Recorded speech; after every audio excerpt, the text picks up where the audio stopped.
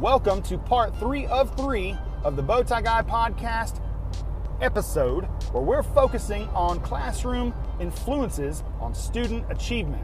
Now, in the last episode, to catch you up to speed, if you wanted a holy hootenanny, a gobsmacking, humbling, look, I told the great story of Miss Phyllis Bird and how she put me in my place because I was not practicing what I was preaching, and she wanted me to know it very quickly.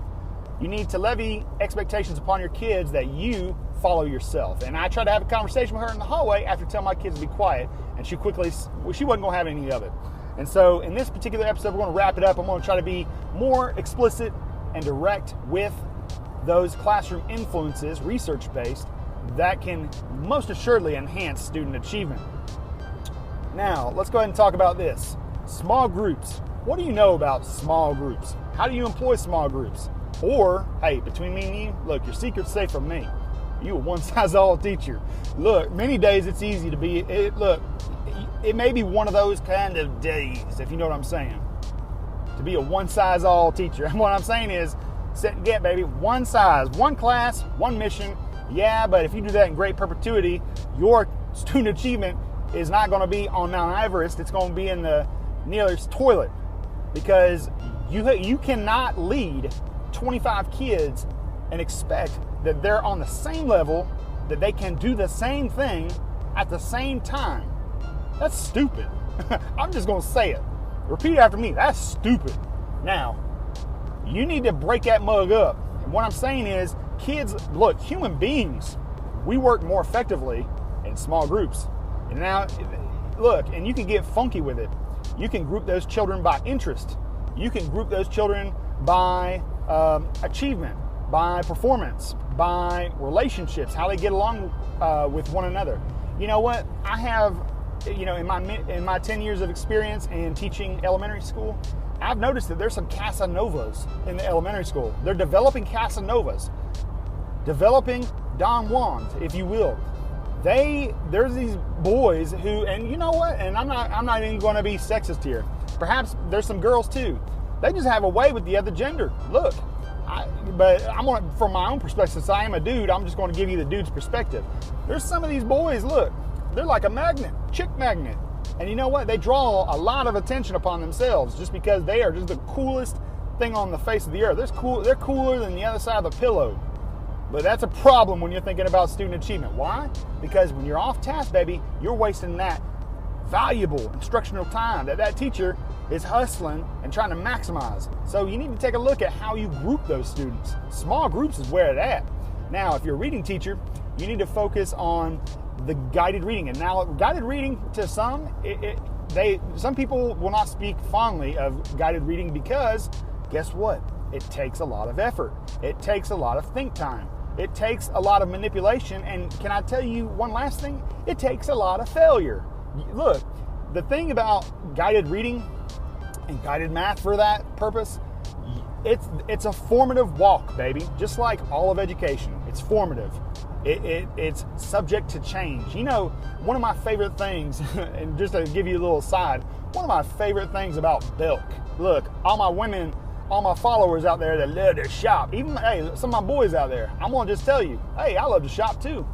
But I never get more tickled in looking at a Belk coupon. And look, if you know anything about Belk, you know what I'm about to say. Belk has got some comedy on that coupon. What am I saying? They have no problem giving 20% off of something in their store. I'm just going to be honest.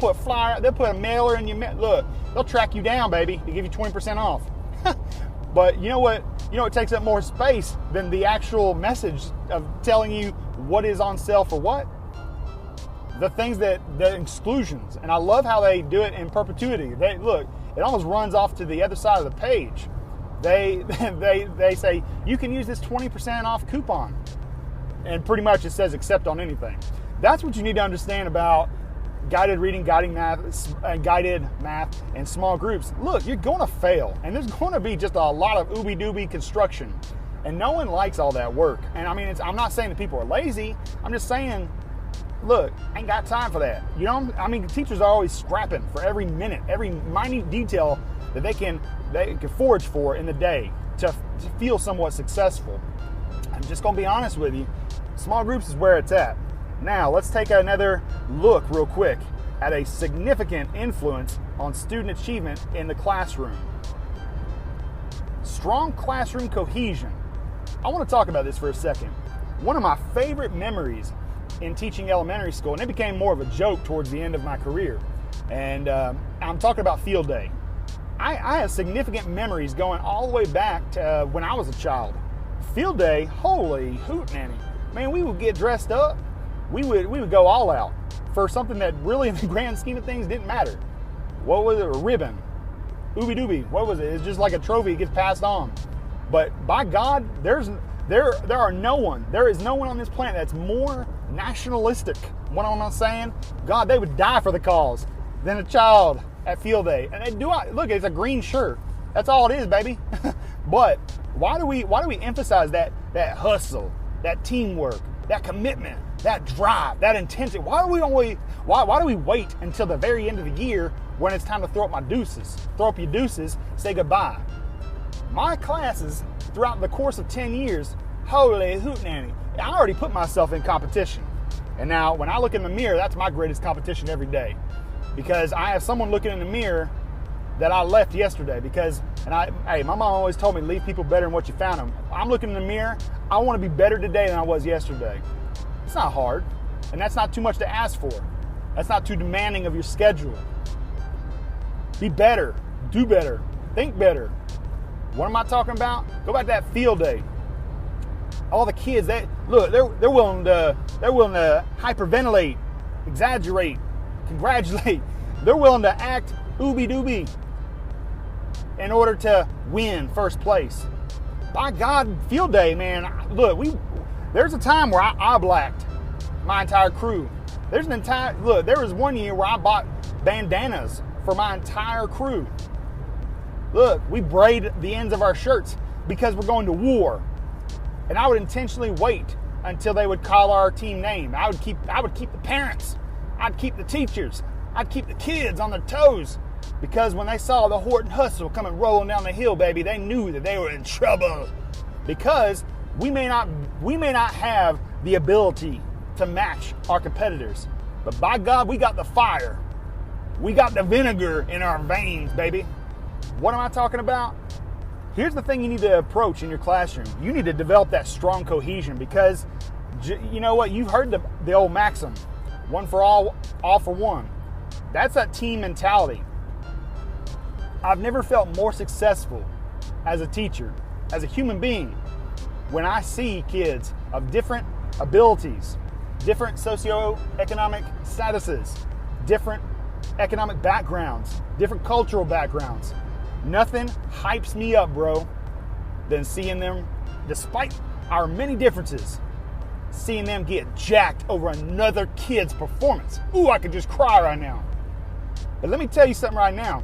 When you're developing that classroom cohesion, that's a think tank. By God, you're a family. Think about your impact as a teacher in the lives of those students every flipping day. You get the best of them, baby, not the rest of them like their parents. By God, Monday through Friday, from morning to the afternoon, you got them.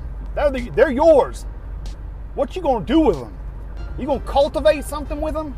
You're just gonna waste away. Now, I want to leave you with one more. Then we're going to hit the road. We're going to close the door, slam the door on part 3 of positive influences on student achievement under the umbrella of the classroom. Positive peer influences. Now, you know what? You're probably thinking to yourself, didn't you just talk about that? That hustle, that cohesion in your classroom. Yes. I always tried to find an innate way to make every kid feel like they're loved. And sometimes, I'm just going to tell you, I'd like to think I'm a loving individual. I'm not quite a hugging individual. I don't like to be touched. But look, I'll hug a kid if that's what that kid needs. I'm serious.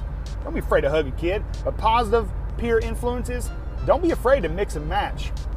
You know what? You may have some Gandhis in your classroom, some Mother Teresas. You may have saints in the midst of your sanctuary of learning that are just great kids, and I'm saying that maybe they were given a great shake in life, where they go home to a nuclear family, where they go home to a family that loves them, they go home to a meal. Maybe they got it together, what it seems. Maybe that person, that kid, could be the one that you talk to and say, you know what, I expect big things out of you. Can you do me a favor and help this one child feel loved today? Now, that intuition, you could light a fire and inspire, baby. Positive influences on student achievement. You gonna sit there and listen to this podcast, or are you gonna have the mission of addition? Let's get it. We'll see you in the next episode. The podcast you just heard was made using Anchor.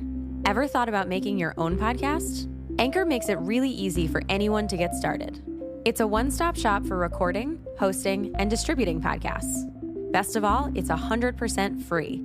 Sign up now at anchor.fm/new. That's anchor.fm/new to get started.